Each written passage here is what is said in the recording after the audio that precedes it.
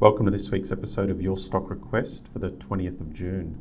Hi, I'm Michael Gable, Managing Director at Fairmont Equities. Your Stock Request is the weekly video where I take your requests and analyse the share price charts. So this week we have Fortescue, Northern Star Resources, Hello World, Collins Foods and Beach Energy. So if you have a request, please send it through.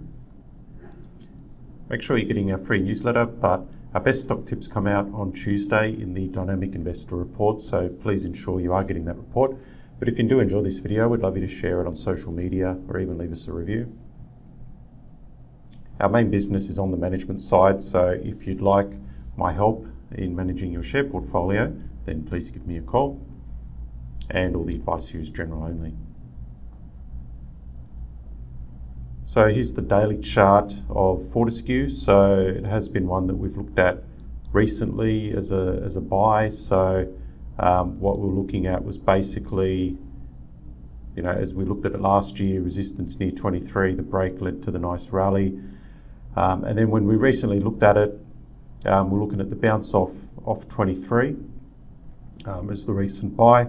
But as we could see, it's only managed about a 10% rally from that buy point, and then it's sort of turned south. So it's fallen under a couple of support levels, obviously the $26 level there, but the main one being the $23 level, fell back under that last week. So what we've got now is a stock that looks quite oversold, even more oversold than in March. This sometimes happens with Fortescue. It gets, when it does get oversold, it can end up bouncing. So now we're looking for whether it's likely to bounce from here. So if we look back to sort of an obvious support level here, or these sort of turning points, and we're looking at the gap here. So the October gap is a major turning point. So it's come back very close to that level. And coincidentally, if we were to measure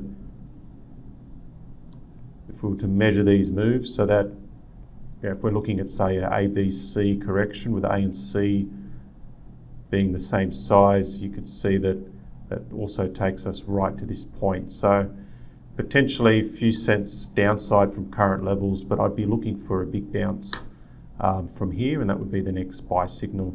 And then what you should get is a move back up to this line, bit of congestion for a few days, and then obviously a break under that line would be the next buy signal. Northern Star, so it's been trending pretty well since the lows last year. So we've got all the higher highs, the higher lows. So it's now come back to the prior low. So we've got this sort of March low, just marginally, give or take a few cents under this March low, but we could see that again that corresponds to another gap. If I zoom back out, we could see that this region is a very strong region of support. So with Northern Star back to support, you'd be looking for a buy signal. So basically some sort of decent move, bounce off the lows, and that would be your buy signal. If you don't get that bounce, then the next level of support's just a few percent lower here at the February low. So that would be the next point to look for a bounce if you're looking for a buy signal. But this is the major support level right where we are now. Hello World. If we start off with the weekly chart, what's interesting is sort of over the past sort of 4 years, it's been giving us a very obvious resistance level just above $3. The good thing about that is it just gives us a very clear line. If we get a break above that, then that's a high probability trade. But at the moment, it has come back. If we have a look at what it's done on a daily, we could see it has fallen back quite sharply. So pretty heavy move down, decent volume. Bounced well in the past few days after being quite oversold. So, will this stick? It's early days, but what's interesting is by taking out this October low and then bouncing back above it, if this does end up a false break, you may well see it rip all the way back up towards this old high here. So worth keeping an eye on. If it can hold these levels, then potentially the low's in and you've got a decent move higher. Collins Foods, well, since the start of the year it's been trending lower. There's not much else to say about that, although just having a look at the recent, what it's done in the past sort of few weeks or so, looks like it's leveling out.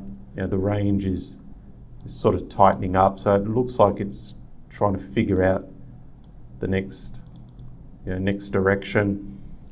I'd say just look at this line here, put a line here at this low, and I'd say, well, if it breaks under that line, that's the sell, and if it breaks above this line, it's a buy for the next sort of indication of next direction. Finally, Beach. So obviously quite a bit of volatility recently. These massive drop, then a massive rally, then another drop again. The recent drop has seen it start to look oversold. It's in a region of support, as we could see on this daily chart. But if we zoom out to the weekly, what looks a little bit more obvious to me is a potential inverse head and shoulders. So you've got sort of that shoulder there, the head, sort of another shoulder developing here. So essentially with a stock at this level, I'd be looking for a bounce off this natural support level. So again, just some solid move, good volume. That could be a tentative buy, and then if it brings it back up to this line, then the next buy signal is if it can get above this sort of $1.90 region and break out of this head and shoulders, then that would be the second buy. So the first one potentially down here if we get a solid bounce, and then a break above this line would be the second buy signal. Okay, well that's all for this week. If you have a request, send it through and I'll try to cover it next Thursday for you.